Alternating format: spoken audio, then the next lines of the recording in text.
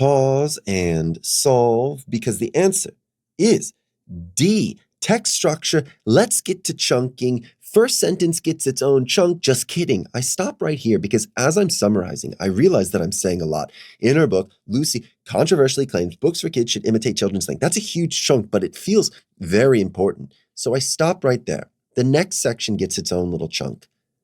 Because they dumb and need repetition and naming. Now I feel really good about this first sentence, even though it took some time to summarize it. I feel very grounded in this passage. The next sentence does get its own chunk, exemplified in a book by Brown. Nice. Final sentence gets its own chunk. Nerds say that it supports Lucy. Beautiful. I feel good about everything that's happening up here. Now I can engage with the items. A is saying that the text outlines a debate between two authors, and it's just completely wrong. It's talking about Lucy, specifically, though it's noting a controversial idea, it's not saying that there's controversy between Lucy and the other. Brown and Lucy are in firm agreement. So, A falls. B is on the table now. One thing on the table right now, B. The text summarizes an argument about how children's literature should be evaluated. Maybe that's her idea.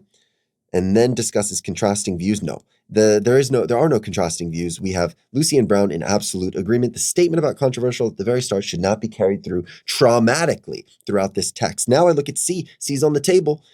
The text lists the literary characteristics that are common to many classics of children's literature. Ooh, this is long. I'm going to be honest with you. I'm going to leave this guy on the table and just take a peek.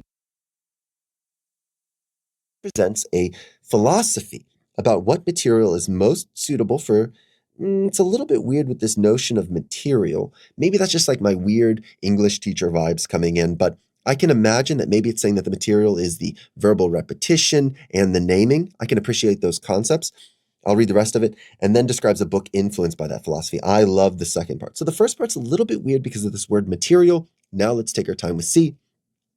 The text lists the literary characteristics that are common to many classic. Oh no. So she is a trailblazer in this field. She is going against the grain. These are not the classics of children's literature, so we can take that off the table. So I guess D is going to be the right answer.